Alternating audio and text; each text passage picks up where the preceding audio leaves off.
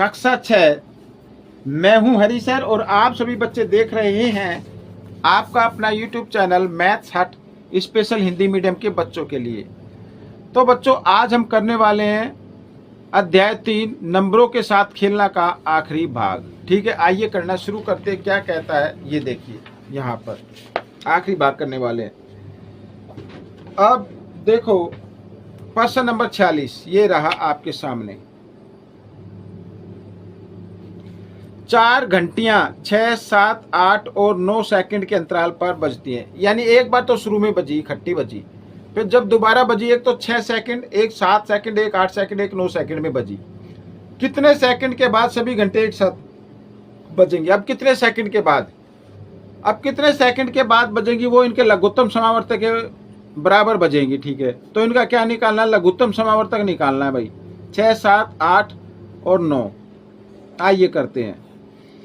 2 से 2 तिया 6, 7 यूं का यूं, 2 चौक 8, 9 यूं का यूं। ठीक है, 2 से फिर करते हैं 3, 7, 2 दूनी 4 और 9। अब ये 2 अभाज्य संख्या आ गई, 2 से नहीं करेंगे। अब हम करते हैं 3 से। 3 एकम 3, 7 यूं का यूं, 2 यूं का यूं, 3 तिया 9। अब नीचे देखो बच्चों, ये तीनों अलग अलग संख्या है, तीनों अभाज्य संख्या है। तो आप चाहे तो इसको आगे भी बढ़ा सकते हैं, अदरवाइज यहीं तक कर सकते हैं। ठीक है, तो आइए इनको गुणा कर लेते। 2 कितनी बार है? 2 है, 1 2 3, 3 बार है, और 3 2 बार है, और ये और 7 1 बार है। ठीक है, इस तरीके से आइए इनकी गुणा कर लेते हैं। तो 2 दूनी 4 दूनी 8, 8 तिया 24, 24 आ गया एक तो, और 7 तिया 21, ये 21 आ गया। आइए इनकी गुणा कर लेते हैं। 21 चौक 84 होता है, 84 का 4 हासिल 8। 21 दूनी 42 और 8 50, यानी 504। 504 सेकंड में फिर वो एक साथ बजेंगे दोबारा। ठीक है ना, ये हो गया। तो आइए करते हैं प्रश्न नंबर 47। ये रहा आपके सामने। प्रश्न नंबर 47 क्या कहता है? वह बड़ी से बड़ी संख्या क्या है?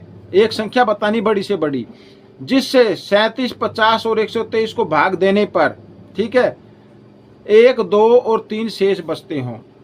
इसका मतलब क्या हुआ कि 37, 50 और 123 को भाग देने पर कितने शेष बचते हो? 1, 3 और 1, 2 और 3। वो बड़ी से बड़ी संख्या बतानी है। ठीक है, अगर उस संख्या से 37 को भाग दे तो 1 बचे, उसी संख्या से 50 को भाग दे तो 2 बचे, और उसी संख्या से 123 को भाग दे तो 3 बचे। तो सबसे पहले हमें करना क्या होगा? 37, 50 और 123, इनमें से क्रमानुसार जो जो नंबर दिए हुए हैं उनको आप घटा लीजिए। ठीक है, ये घटा लेते हैं। यहाँ आ गया 36, यहाँ आ गया 48 और यहाँ आ गया 120। अब एक ऐसी संख्या ज्ञात करनी है जिस संख्या से ये तीनों पूरे भाग हो जाए। बड़ी से बड़ी करनी है, तीनों ये क्या हो? पूरे भाग हो जाए। तो ये ज्ञात करने के लिए हमें निकालना होगा महत्तम समावर्तक। तो बड़े अंक को अंदर रखना, छोटे से कर देना भाग 48 से। 48 दूनी 96, 10 में से 6 गए 4 और 11 में से 9 गए 2। फिर इधर भाग का निशान बनाना है, 48 को अंदर रखना है। 24 दूनी 48, ये आ गया। अब 24 बचा भाई, इधर क्या है? 36 रह गया, तो 36 को भाग के अंदर रखते हैं, 24 से कर देते हैं भाग। 24 से कम 24, यहाँ पर आ गया 12, फिर भाग का निशान लगाएंगे, फिर 24, 12 दूनी 24, ये आ गया। अब आपका महत्तम समावर्तक कितना आ गया भाई? वो आ गया 12।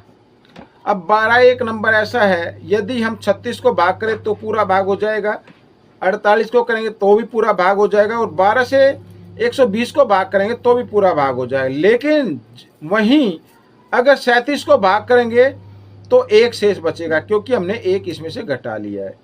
इसमें 2 शेष बचेगा। अगर 123 को 12 से भाग करेंगे तो 3 शेष बचेगा। तो आपका उत्तर हो गया 12।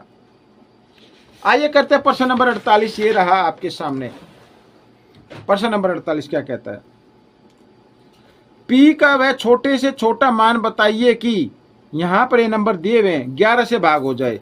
तो मैं इनको थोड़ा अलग अलग लिख लेते हैं। 6, 5, 3, P 4 और 7। ठीक है, 11 से कौन से नंबर भाग होते हैं? देखो भाई, यहां पर जो पहला अंक होता है ना, वो विषम संख्या कहलाती है। या आप एक काम करते हैं, एक अंक छोड़कर एक लेना है, इस तरीके से एक छोड़कर एक लेना है ऐसे। अब इन जो विषम स्थानों पर जो अंक लिखे हुए हैं ये विषम स्थान कहलाते हैं। इन पर जो अंक लिखे हुए हैं उनको जमा कर दीजिए। 6 और 3 9, 9 और 4 13। ठीक है। अब जो विषम स्थानों पर, सॉरी ये पहला हो गया विषम स्थान, ये हो गया सम स्थान। जो सम स्थानों पर अंक लिखे हैं उनको जमा कर देते हैं। 7 और 5 12, यानी 12 जमा पी हो गया 12। अगर हम इसमें से घटाएंगे तो कितना आएगा? 1 आएगा। अब घटाने पे या तो आना चाहिए 0 भाई। 11 से वही संख्या भाग होती है यदि सम स्थानों के अंकों को और विषम स्थान पे लिखे अंकों को जमा कर लें, फिर उनको आपस में घटाएं, तो घटाने पर या तो आना चाहिए 0 या आना चाहिए 11 का गुणज। तो यहाँ पर तो ना तो 0 आ रहा ना गुणज आ रहा है, यहाँ पर 1 आ रहा है।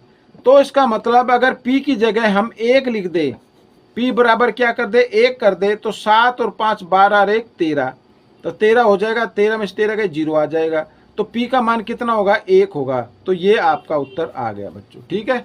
आइए करते प्रश्न नंबर 49। 64 और 48 का लघुत्तम समावर्तक 192 है, इनका महत्तम समावर्तक क्या होगा? ठीक है, बहुत ही आसान है। क्या निकालना है? महत्तम समावर्तक निकालना है। या तो आप सीधा निकाल लो, दो संख्या दी हुई ना, इनका सीधा निकाल लो या फॉर्मूले से निकाल लो। ठीक है, कैसे भी निकाल लो। अब अगर फॉर्मूले से निकालना है तो संख्याओं का गुणनफल और बटे लघुत्तम समावर्तक इस तरीके से आ जाएगा।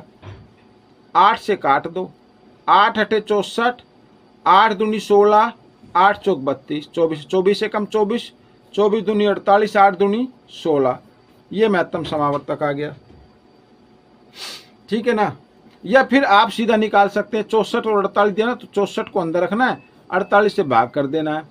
48 से कम 48, 14 में से 8 गए 6, 5 में से 4 गया 1, इधर फिर भाग का निशान बनाओ, 48 को अंदर रखो, 16 तिये 48, आखिरी में किससे भाग किया? 16 से किया। तो यही आपका महत्तम समावर्तक हो जाएगा। प्रश्न नंबर 50 क्या कहता है? प्रश्न नंबर 50 कहता है 1 3 5 7 9 11 13 15 का योगफल बताओ। भाई एक तो होता है या तो आप इनको जमा कर ले सीधा। ठीक है। दूसरा तरीका क्या होता है, इन संख्याओं को गिनो, 1 2 3 4 5 6 7 8, तो इनका योग होगा 8 के वर्ग के बराबर, यानी 8 की घात 2 के बराबर। 8 की घात 2 है तो 8 को 2 बार गुणा करना है ऐसे, 8 गुणा 8, 8 अठे 64, तो इसका उत्तर कितना हो जाएगा? 64 हो जाएगा। ठीक है ना। हमेशा याद रखें, जब कभी भी लगातार विषम संख्याएं दी हो शुरू से, तो जितनी बार वो दी हुई है उनको गिन लेना और उसके वर्ग कर देना। ठीक है ना। उनके वर्गों के योग के बराबर होता है, यानी उनके वर्ग के बराबर होता है, योग के बराबर नहीं, उनके वर्ग के बराबर होता है। ठीक है। अब जैसे मैं एक और बताता हूँ, 1 जमा 3 जमा 5 जमा 7, भाई इनका कितना आएगा? 1 2 3 4, 4 का वर्ग होगा। 4 का वर्ग का मतलब 4 गुणा 4, 4 चौक 16, इनका योग 16 होगा। ठीक है। इस तरीके से करना, प्रैक्टिस जरूर करनी है।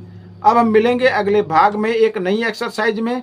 तब तक के लिए बच्चों वीडियो को देखिए, देखकर प्रैक्टिस करते रहे। वीडियो देखने के लिए धन्यवाद।